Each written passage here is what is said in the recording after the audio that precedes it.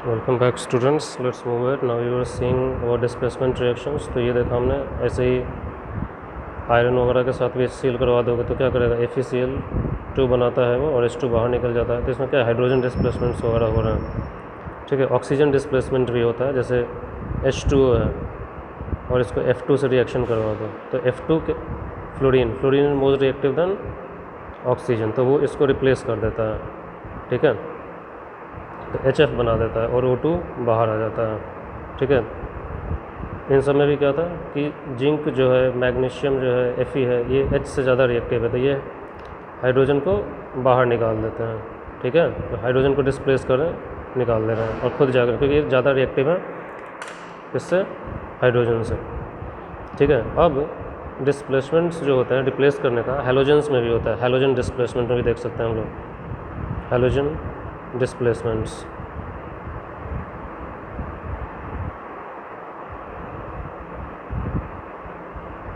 ठीक है। हैलोजेंस कौन से होते हैं, FCl, Br, I, ये सब हैं।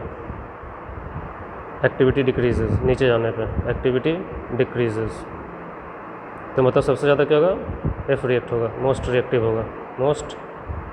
होगा। तो अगर किसी चीज़ में Cl वगैरह मौजूद है और F से रिएक्शन करवाएं तो F क्या कर देता है, इन सबको रिप्लेस करता है। This means fluorine can displace chlorine, bromine, iodine, can displace bromine, chlorine, iodine from their compounds, क्योंकि वो ज़्यादा रिएक्टिव है, लिखा हुआ है मोस्ट रिएक्टिव है,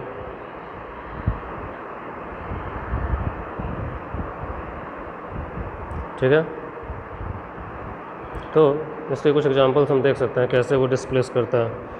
उसी तरीके से क्लोरीन ब्रोमीन और आयोडीन को डिस्प्लेस कर सकता है, क्यों, क्योंकि क्लोरीन ज़्यादा रिएक्टिव है। फिर ब्रोमीन आयोडीन को डिस्प्लेस कर सकता है, रिएक्टिविटी डिक्रीज़ करती है।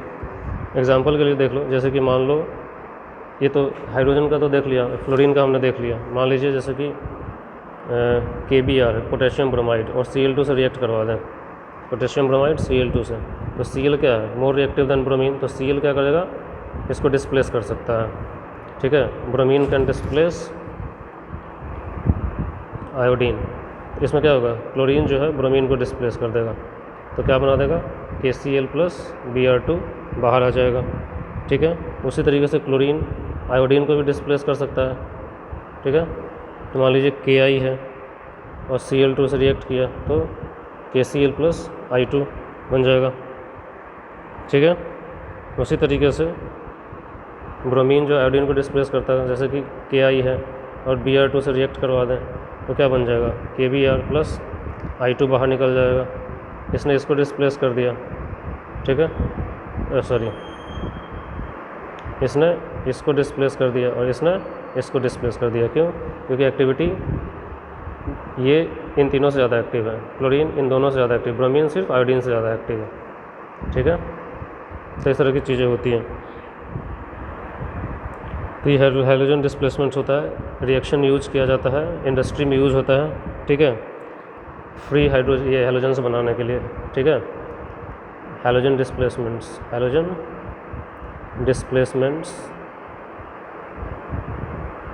Are used in industries to prepare halogens, ठीक है।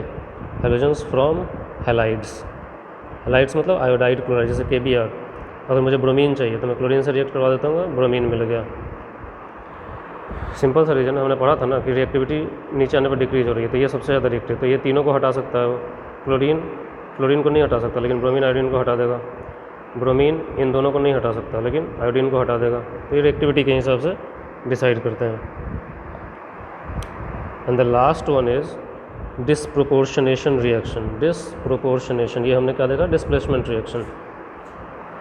लास्ट इज डिस्प्रोपोर्शनेशन,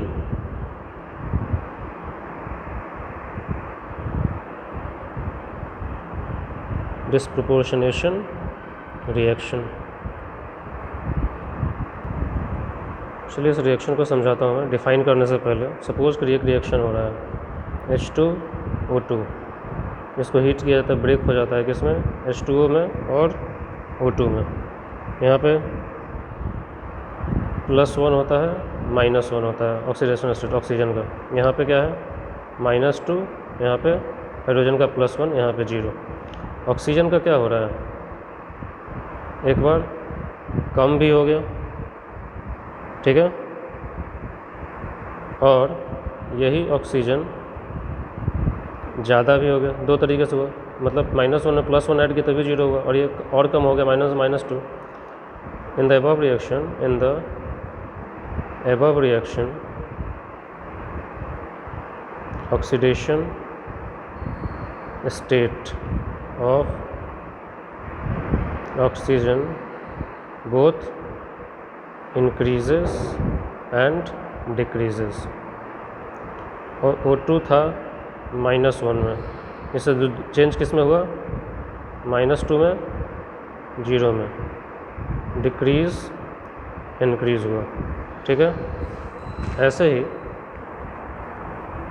कुछ और हो सकता है, जैसे कि मान लीजिए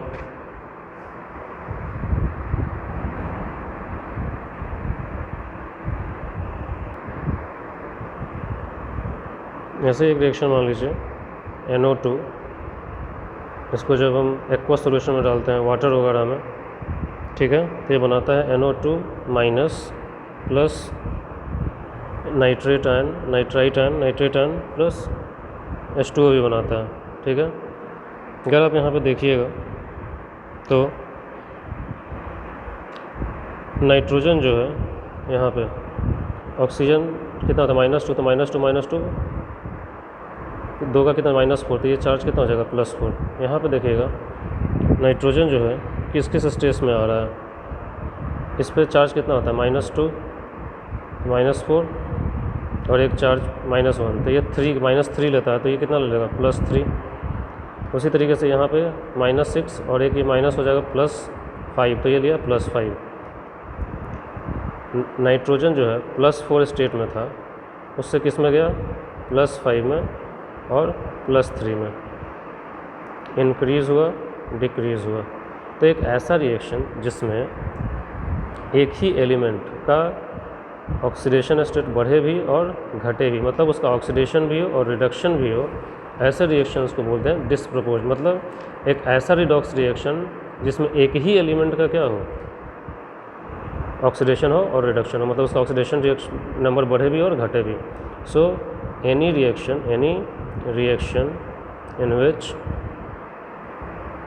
in which a single element undergoes both oxidation मतलब increase in oxidation number and reduction यानी decrease in oxidation number is called disproportionation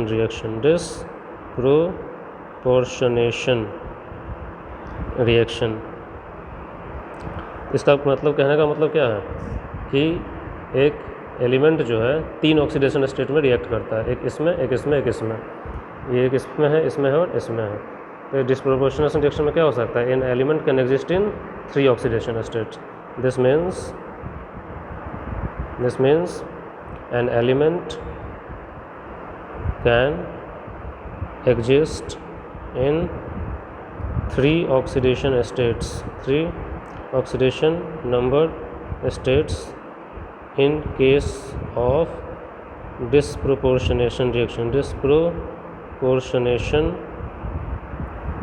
reaction, ठीक है। अब इसके लिए ज़रूरी है कि किसी भी एलिमेंट का हाईएस्ट ऑक्सीडेशन स्टेट ना हो, ठीक है, क्योंकि अगर हाईएस्ट ऑक्सीडेशन स्टेट ऑलरेडी है तो क्या वो ऊपर जा सकता है, नहीं जा सकता है, ये आपको ध्यान रखना है। तो ये इम्पॉर्टेंट पॉइंट है ध्यान देने वाली। It is possible only when the element exist in intermediate oxidation state, intermediate oxidation state, because if highest oxidation state is present, then oxidation number can be decreased, oxidation number can be decreased but can not be increase, क्योंकि वो highest state में है, उससे ज़्यादा जा ही नहीं सकता है। जैसे क्लोरीन है for example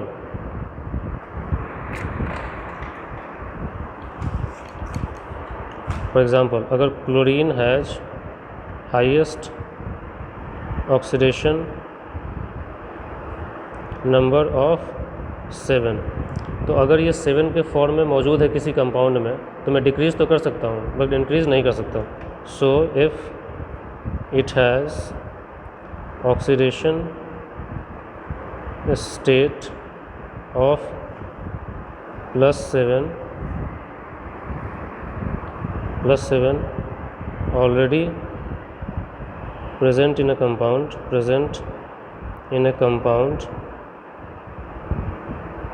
we can decrease the oxidation number, but we cannot increase since it is already has highest oxidation number. तो अगर कोई चीज़ अपने हाईएस्ट ऑक्सीडेशन स्टेट में मौजूद है तो डिस्प्रपोर्शनेशन रिएक्शन नहीं हो सकता, ठीक है। Thus if an element is present in a compound with highest oxidation number, it cannot undergo disproportionation। तो ये हो गया ये डिस्प्रोपोर्शनल रिएक्शंस वगैरह। अब कुछ अलग चीज़ें पढ़नी है जो नेक्स्ट इलेक्ट्रोड पोटेंशियल वगैरह पढ़ना है and balancing the equation oxidation number के हिसाब से। So let me close this video. We will see next topics in the next video. Thank you.